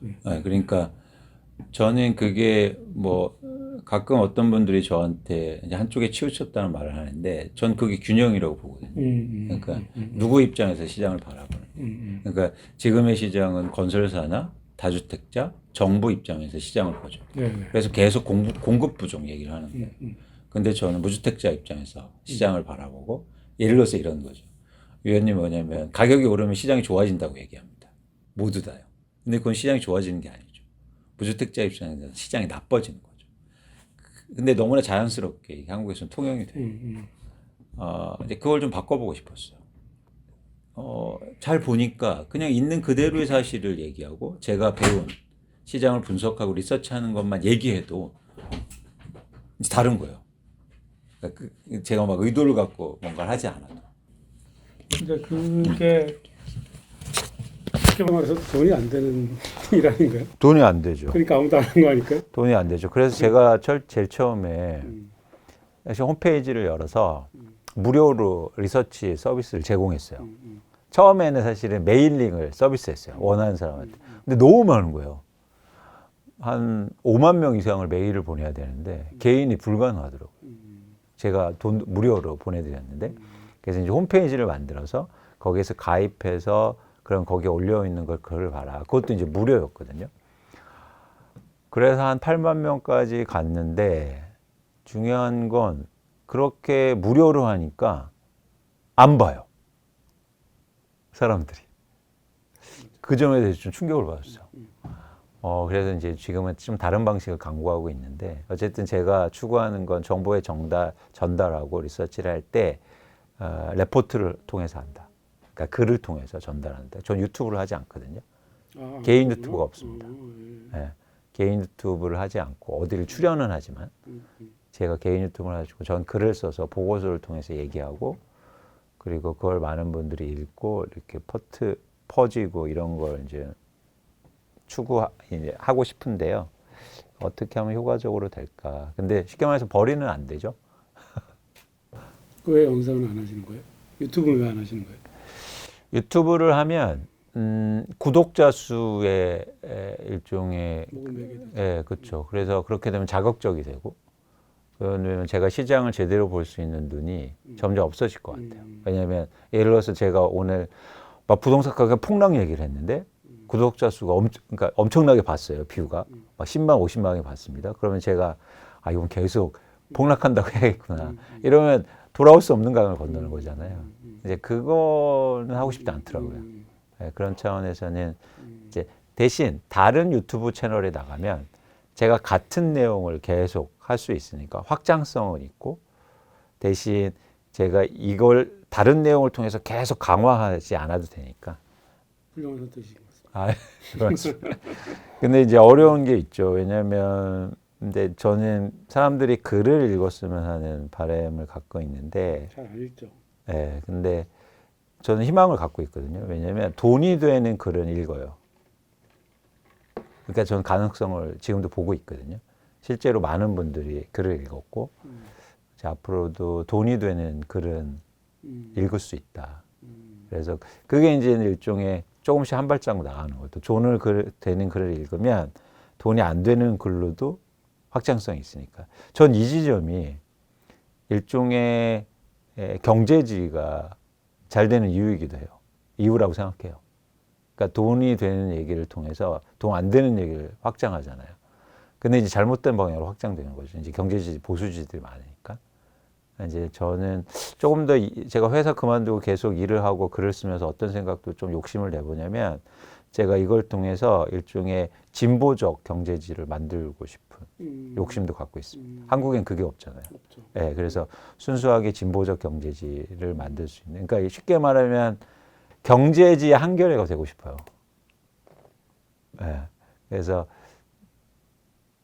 제일 큰 목표는 그겁니다. 문제는 그것도 역시 돈이 안 된다는 거죠. 아니, 돈 될 수 있다. 왜냐면 돈을 다루니까. 네, 그리고 경제를 얘기하니까. 경제를 제대로 얘기하니까. 그렇죠. 그리고 제대로 보면 돈이 될 수 있거든요. 쉽게 말해서 지금 제가 막 이게 부동산 가격이 떨어진다 얘기하는 게 돈이 안 되지 않습니다. 엄청나게 큰 돈이죠. 왜냐하면 비싼 집에 만약 안 사면 나중에 싸게 사면 사람들이 돈을 벌었다고 생각할 테니까 그게 쌓이고 쌓일수록 돈이 되는 거거든요.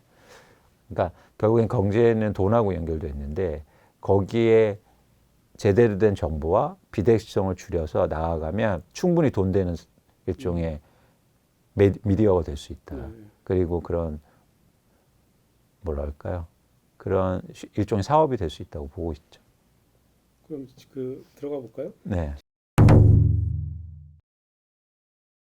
지금 부동산 시장을 개황을 한번 좀 짚어볼까요? 어떻습니까? 전체적으로 흐름을 좀 보실 필요가 있는데 2015년부터 서울의 아파트를 중심으로 해서 전체적으로 가격이 상승했는데 GDP 성장률 수준의 상승 속도였어요.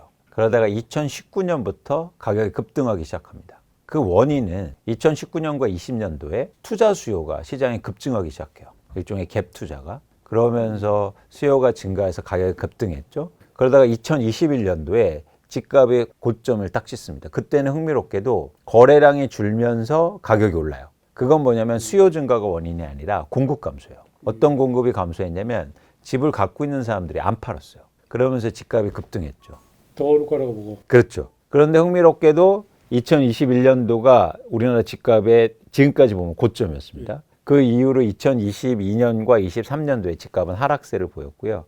그러다가 이제 올해 1월부터 다시 가격이 상승하고 거래량이 증가하고 있죠. 추세는 오르고 있는데 절대 가격을 2022년 1월하고 비교해 보면 아직 그 수준까지는 못 갔더라고요. 그것도 굉장히 중요한 신호인데요. 대부분의 아파트들이 그 고점을 넘어가면 이거는 이제 이 기술적 분석이라고 하는데 그러면 이제 추세적으로 상승할 수도 있거든요. 쉽게 말해서 매물이 줄 수도 있어요. 그래서 다시 가격이 상승하는 공급이 줄어서. 그런데 전 그렇게 보지 않습니다. 왜냐하면 수요가 충분하지 않아요. 네.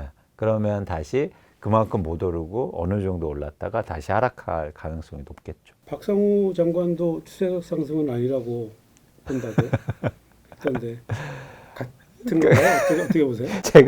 제가 지난주부터 그 질문을 많이 받는데 나 장관하고 같은 생각이냐. 결론은 같지만 근거가 달라요. 그러니까 사실은 박상우 국토부 장관의 근거가 앞으로 주택 공급이 많아질 거다. 그래서 집값이 안정될 거라는 논거를 대고 있는데 그건 틀린 얘기입니다. 그거는 지금 원인 파악을 잘못한 거예요. 집값이 지금 오르는 이유는 수요가 증가해서거든요. 그러면 수요 얘기를 해야 되는데 공급 얘기를 하고 있고 이 공급은 불확실성이 커요. 공급이 시대를 될지도 봐야 되고 공급은 나중 일이잖아요. 그렇기 때문에 이것 때문에 집값이 안정되겠다고 하는 거는 사실은 뭔가를 숨기는 거죠. 왜 그 얘기 본질을 얘기 안 하냐면 지금 수요가 증가하는 이유가 사실은 정부가 정책으로 부추긴 측면이 있단 말이죠. 그래서 수요가 많아서 집값이 오르고자 한다면 어느 쪽으로 귀결돼야 됩니까? 정부가 이제는 수요를 규제해야 된다는 얘기가 돼버리잖아요. 그러니까 자가당착이 돼버리죠. 지금 정부가 하자는 건 공급을 늘리자는 정책이에요. 그러면 늘려 나가니까 집값 안정이 돼 이렇게 되는 거예요. 그러니까 지금 현상이나 현재를 보지 않고 의지를 갖고 시장을 분석하고 자기들이 계획에 따라서 그런 얘기를 하니까 맞지도 않고 속으로는 그렇게 생각 안 할 겁니다. 지난 5월에 올 하반기에 집값이 하락할 거라고 살 사람들은 그때 사라는 취지의 인터뷰를 하셨던데요. 지금 전망이 유효합니까? 그때보다 제가 지금 상황을 조금 달라진 건 뭐냐면 최근에 시장의 가격이 상승하고 있고 거래량이 증가하는 건 이 정도로 변화하는 게 사실 예측하지 못했어요. 그러니까 시장의 변화가 굉장히 가팔라서 그 지점에서 약간 시간이 좀 걸릴 것으로 보고 있는데 어쨌든 올해 하반기든 내년 상반기든 가격 하락은 다시 시작되고 그리고 변화는 다시 이루어질 것으로 보고 있고요. 반대로 어떤 현상이 있을 수 있냐면 이제 예상치 못하게 가격이 올랐으니까 하락폭도 훨씬 더 클 수 있다고 저는 보고 있습니다. 그래서 지금 일종의 정상적으로 가격이 올라가는 상황은 아니기 때문에 이런 부분에서 오히려 더 하락폭도 클 수 있다. 그럼 당연히 집은 하락할 때 내 집 마련하자. 흥미로운 현상이 있어요. 뭐냐면 지금 무주택자나 실수요자들이 집을 사고 있거든요. 근데 떨어질 때 안 사요.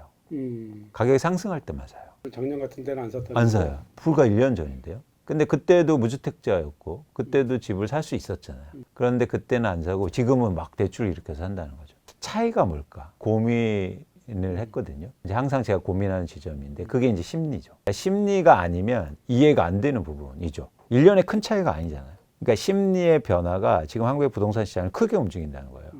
왜 그렇게 바뀌었다고 보시는 거예요? 심리가? 두 가지가 이유인데요. 첫 번째는 어떤 심리였냐면 일종의 집을 살려고 하는 사람들이 기대 심리가 있었거든요. 그러니까 집값은 더 떨어질 거야 라는 기대가 있었죠. 그러면서 기다렸는데 그거를 정부 정책 때문에 기대가 불안으로 바뀌었어요.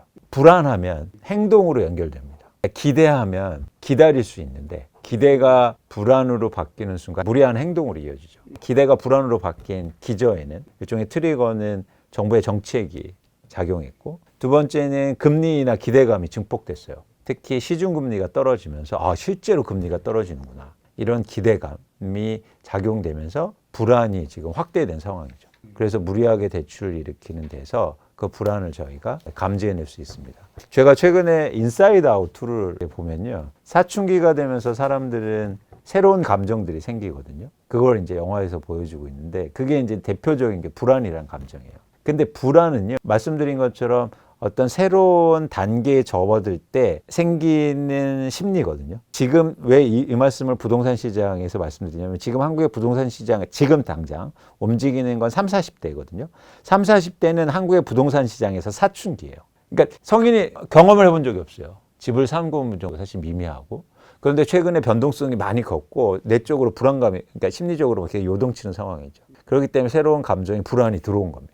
그게 들어오니까 행동으로 이어지고 있는 거고 그게 좀 무리하게 지금 나타나고 있지 않느냐 저는 판단하고 있습니다. 네. 지금 대출이 동시에 증가하고 있는 것은 주로 실수요자들이 집을 사고 있는 것이다. 그렇죠. 라는 걸 국토부도 알고 있을 텐데 그걸 말을 못하는 거군요. 그렇죠. 왜냐하면 그렇게 되면 수요를 억제하는 정책이 나와야 되는데 그러면 그동안 계획해왔던 그런 정책이나 방향성을 역행하는 거기 때문에 그러니까 쉽게 말해서 부동산 정책이나 국토부 장관조차도 어떤 시장 상황에 대해서 유연하게 대처하는 게 아니라 일종의 이념이라고 할 수도 있겠죠.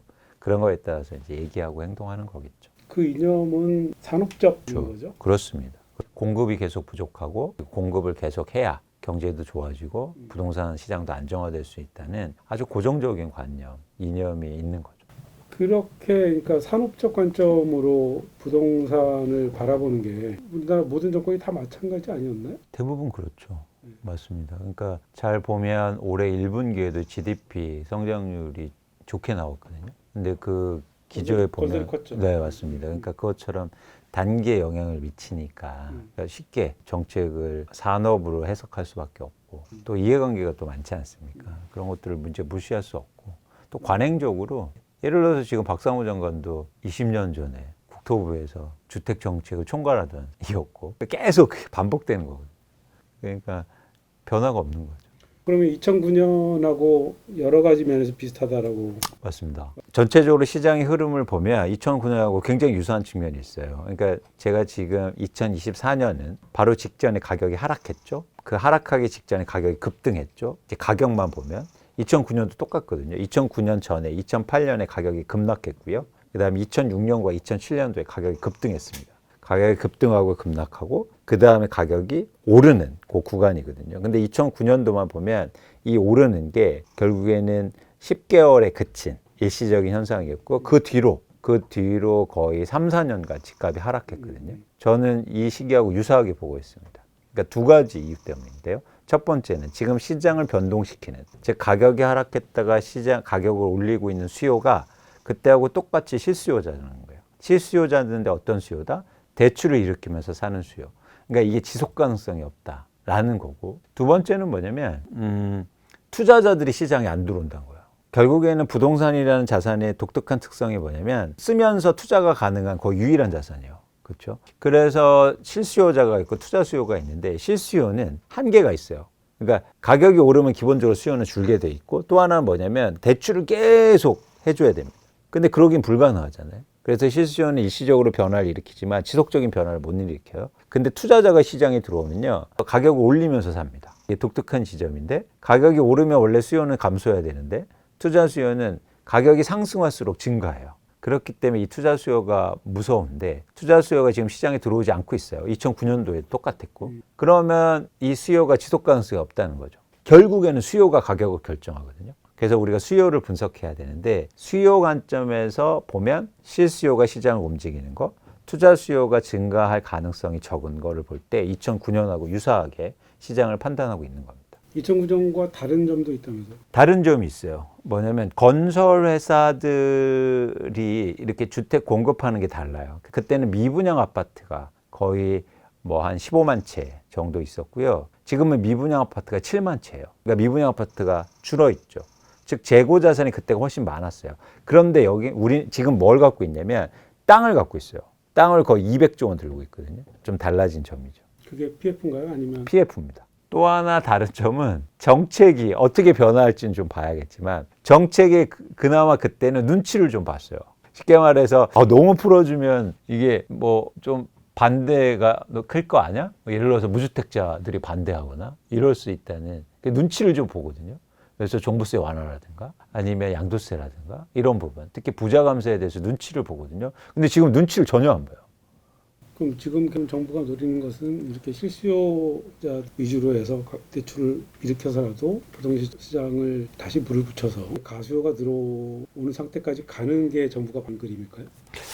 저는 그 의도를 정확하게 파악하기는 되게 힘들었거든요. 근데 이번에 스트레스 DSR 규제를 2달 연기하면서 명확하게 알았어요. 지금 윤석열 정부가 부동산 시장에서 뭘 원하는지. 거기에 뭐라고 나와 있냐면 부동산 PF 연착률이라는 단어를 씁니다. 그러니까 지금의 부동산 정책은 모두 다 거기에 포커스가 맞춰져 있어요. 그러니까 부동산 문제를 해결해야 된다. 그러면 이 해결하는 방식은 두 가지거든요. 하나는 뭐냐면 구조조정을 하거나, 두 번째는 뭐냐면 이 쉽게 말해서 기업이 갖고 있는 빚을 개인이 떠안게 하면 됩니다. 그러면 이제 후자를 선택한 거예요. 그러니까 내가 보니까 이거 도저히 해결이 안 돼. 구조조정이 안 돼. 실력도 없어. 그럼 결국엔 개인을 통해서 이 문제를 해결하는 방법밖에 없겠구나. 그러면 개인들한테 계속 집값도, 개인이 집을 사게 하려면 아까 말씀드린 것처럼 불안하게 만들어야 되잖아요. 그럼 집값이 올라야 되잖아요. 집값이 올라서 그 문제를 해결하고, 그리고 대출을 많이 해줄게. 그래서 대출을 받아서 집을 사. 그럼 이 문제가 해결될 수 있다는 거죠. 그래서 명확하게 목적의식이 있는 것 같아요. 흥미롭게도 근데 여기에 금융기관도 동조하고 있죠. 왜냐하면 금융기관도 요즘 흥미로운 현상은 개인들이 대출을 일으키잖아요. 가계대출을. 그래서 부동산을 사면 지금 가장 큰 문제는 금융기관이, 특히 은행이요, 이 문제를 떠안아야 돼요. 그렇죠? 돈을 꿔줬으니까. 근데 은행이 그럼 대손충당금을 계속 쌓을 거 아니에요. 그런데 만약에 개인들이 대출을 엄청 일으켜서 이 부동산도 사주고, 대출 일으키면 당연히 이자를 내야 되잖아요. 다 은행에서 수익이 증가해요. 그리고 은행 입장에서는 가장 편한 수익이에요. 세상에 물건을 파는데 가만 앉아서 파는 물건이 어디 있습니까? 그리고 저희 주택담보대출 받으러 가면요, 당당하지도 않아요. 은행 들어갈 때 기죽어서 가서. 그런데 지금 대출 증가해서 2분기 때부터 은행의 순이익이 급증할 예정이에요. 그러니까 은행은 편안하게 이제 그런 문제를 해결할 수 있는 거죠. 돈을 버니까. 지금 박상호 장관 같은 경우는 지금 현재 전세가 올라가는 이유도 전세 사기하고 지금 그 임대차 3법 때문이다, 이렇게 주장하는데 틀립니다. 틀려. 그건 완전히 틀린 거죠. 최근에 전세 가격이 오른 건 그 전에 전세 가격이 굉장히 많이 빠졌기 때문이에요. 그러니까 69조가 빠져서 큰 폭, 일종의 입주 물량이 부족해서 오르는 거고, 임대차 보호법 때문에 전세 가격이 오른 것처럼 나타나니까, 그러면 이렇게 얘기하죠. 그러면 임대차 보호를 4년으로 하지 말고 영구적으로 하자. 그럼 안정될 거 아닙니까? 근데 반대로 그걸 없애자고 하면 안정될까요? 그 근거는 뭐냐면 집주인들이 4년 거를 한 번에 올린다. 그런데 2년으로 다시 줄이면 그러면 2년마다 올릴 거 아니에요. 뭐가 차이가 나나요? 그 얘기를 하면 그러면 임대차 권리를 5% 룰을 영구적으로 가져간다. 이사되기 전까지. 이렇게 하면 문제 해결은 쉽지 않습니까? 그런데 엉뚱한 얘기를 하고 있는 거예요. 그러니까 이거는 상관관계와 인과관계를 혼동하는 거죠.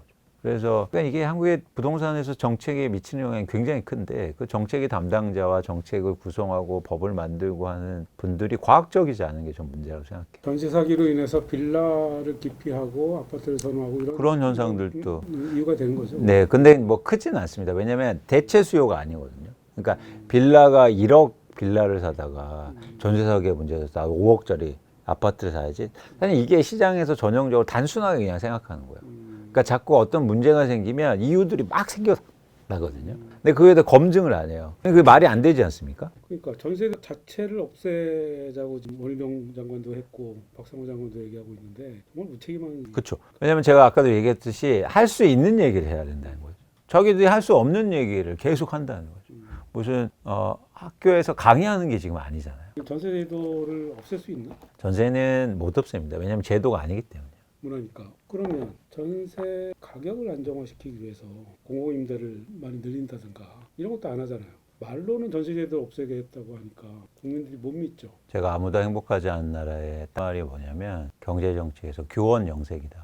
그러니까 말만 하고 아무것도 하는 게 없다. 그게 이제는 계속 이어지고 있는 거고요. 또 하나 이제 말씀드리고 싶은 건 뭐냐면, 그러니까 우리나라에서 임차 제도가 가장 큰 문제가 임차가 선택 사항이 아니라는 거예요. 그러니까 무슨 얘기냐면 미국이나 외국에 가보면 이건 선택이거든요. 내가 집을 살까, 임대해서 살까. 물론 뭐 이게 100%가 그러진 않지만 선택하는 거예요. 그래서 나 지금은 집 안 사도 돼. 우리 임대해서 삽시다. 이런 선택. 근데 우리는 이게 선택이 아니에요. 어쩔 수 없이 임대를 사는 쪽으로 점점 더 가버리고 있다는 거죠. 그래서 그러면 왜 이게 이렇게 됐냐면 임차권에 대한 보장이 잘 안 되기 때문입니다. 그러니까 이거 원래부터도 이렇게 그러니까 집주인과 세입자가 이런 관계잖아요. 그러면 이게 대등한 관계나 선택 관계가 되면 이걸 끌어올려 줘야 되잖아요.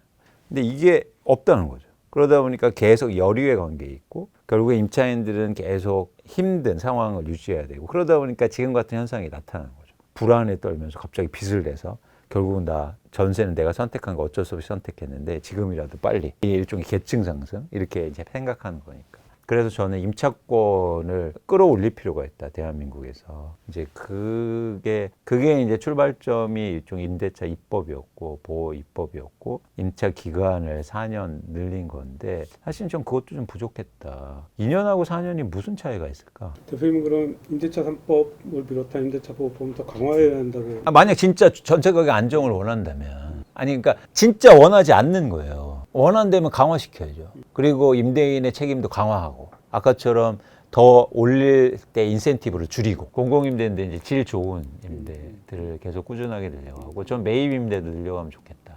좀 장기적인 차원에서 정부 주도의 공공주택을 계속 확보해 나가면 그래서 정부가 주인이면 전세금이 안 오를 거 아닙니까? 시장이라는 얘기를 자꾸 하잖아요. 그래서 시장에 맡겨놔라. 근데 여기서 중요한 건 정부도 굉장히 중요한 시장의 주체거든요. 우리는 기업과 시장을 동일시하게 여겨요. 이게 전형적으로 지금 윤석열 정부나 보수 정권의 등식인데 그렇지 않습니다. 시장이라는 건 가계기업 정부가 같이 활동하는 공간이에요. 그래서 정부도 들어가야 돼요. 그런데 그거를 방만한다는 건 시장을 그냥 기업의 통째로 넘기는 거예요. 근데 기업은요, 저도 기업에 있어 봤지만 기업은 돈을 벌려고 하는 곳이에요. 명확하죠. 기업이 뭐 주거복지를 추구하거나 그러지 않거든요. 그래서 가격이 오를 때만 공급을 해요. 가격이 빠질 때는 공급 안 하고. 그래서 사이클을 크게 만들죠. 특히 그 사이클에 직접적으로 영향을 받는 건 결국 임대차 시장이에요. 그러다 보니까 결국엔 시장에 정부가 적극적으로 참여해야 되는데 그 참여를 하지 않으니까 시장이 제대로 돌아가지 않는다. 문재인 정부 때 부동산 폭등의 원인 중에 뭐 여러 가지가 있지만 그중에 또 갭 투자가 있잖아요. 뭐 지금도 물론 여전히 하려면 가능하죠. 그렇죠. 어떻게 못하게 해야 되는 거 아닌가요? 그것도 일종의 강제할 수는 없는데 제가 제안하는 방식은 그 공시지가에 예를 들어서 70% 이상의 전세를 받을 때는 일종의 규제를 하는 거예요. 받아도 된다. 근데 그거는 다른 집을 사거나 개인적인 용도로 사용 못해. 공시지가에서 70% 이상의 전세를 받을 때, 10억짜리 아파트에서 전세를 7억 이상을 받을 때, 그러면 이 차액에 대해서 7억 이상의 극에서는 마음대로 사용 못하게, 뭐 에스크로 계좌를 통해서나 예치해 놓는 그런 방식을 쓰면 갭 투자가 줄어들 수 있죠. 그리고 또 하나 자연스럽게 그럼 내가 왜 전세를 왜 올리지? 이렇게 인센티브를 줄이게 되는 효과를 낼 수도 있거든요. 그러니까 그런 방식을 쓸 필요가 있어 보여요. 그 해법이 작년 초인가요? 전세 사기 피해자들 자살 잇따를 때 그때 나왔었는데 해법으로 나왔었는데 이 정부는 뭐 아예 거들떠도 안 보는 것 같아요. 그걸 개인의 자유라고 시장을 침해한다고 생각하는데 그러니까 개인의 자유를 억제하는 건 분명히 헌법에 나와 있잖아요. 그게 자유 시장 경제나 아니면 공공의 복리를 위해서는 제어야 가능하다. 그러니까 무슨 얘기냐면 지금 무리한 갭 투자 때문에 사회적 문제가 큰 거 아닙니까? 그러니까 당연히 규제가 있어야 되죠. 제가 사실 에스크로 계좌도 뭐 많은 분들이 얘기했지만 저도 이제 가장 처음 얘기한 사람인데 이렇게 얘기를 하면 대부분 어떤 얘기를 하냐면 대표적으로 부동산계에서 학계에 계신 분들이 글로벌하게 그런 게 없다. 스탠다드가 아니다. 뭐 이런 말도 안 되는 얘기가 있냐. 근데 전세제도는 우리나라에서 유일해요. 그렇기 때문에 거기에 대응한 유일한 정책이 필요하죠.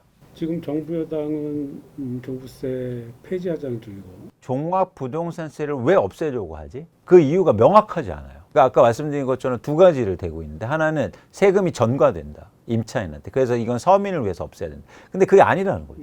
그리고 종부세가 강화돼서 중산층이 피해를 보고 있다. 아닙니다. 3%밖에 내지 않는 종부세고 1주택자는요. 1년에 82만 원을 내요. 한 달에 6만 원, 7만 원을 내는데 나 그것 때문에 나 죽을 것 같아. 20억짜리 집 들고 있는데.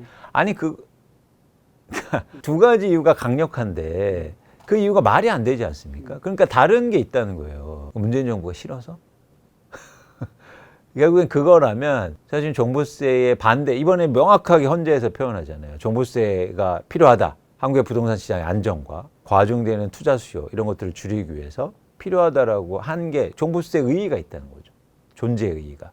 근데 그 존재 의의를 없애려면 다른 강력한 이유가 있어야 될까요? 사회적 의미가 있는. 공공의 목적을 실현할 수 있는 그 목적이 없다는 거예요. 예를 들어서 민주당도 마찬가지예요. 민주당은 왜 종부세를 완화해 주려고 합니까? 목적이 힘이에요. 저항이 크니까 싫어하니까. 아니 마포에서 졌다고 그 이유가 되지 않잖아요. 그러면 마포에서 이길 수 있어요. 종부세 없애면. 근데 아마 강북에서 질 겁니다.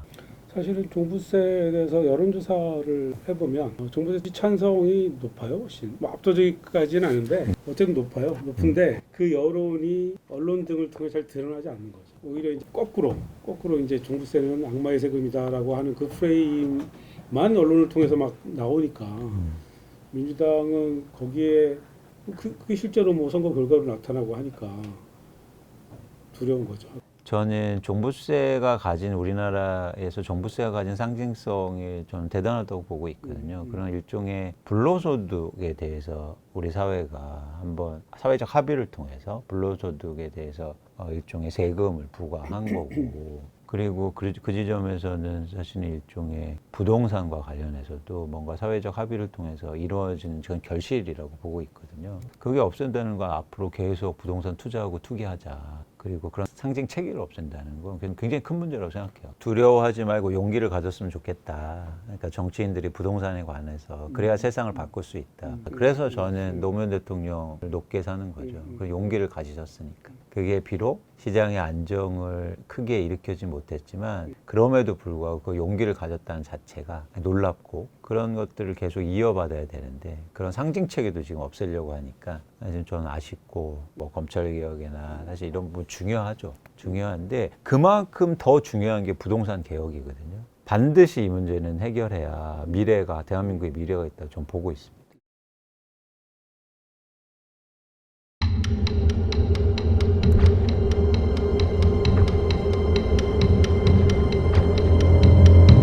침묵은 편하다.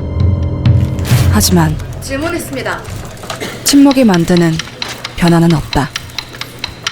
한결의 서포터즈 벗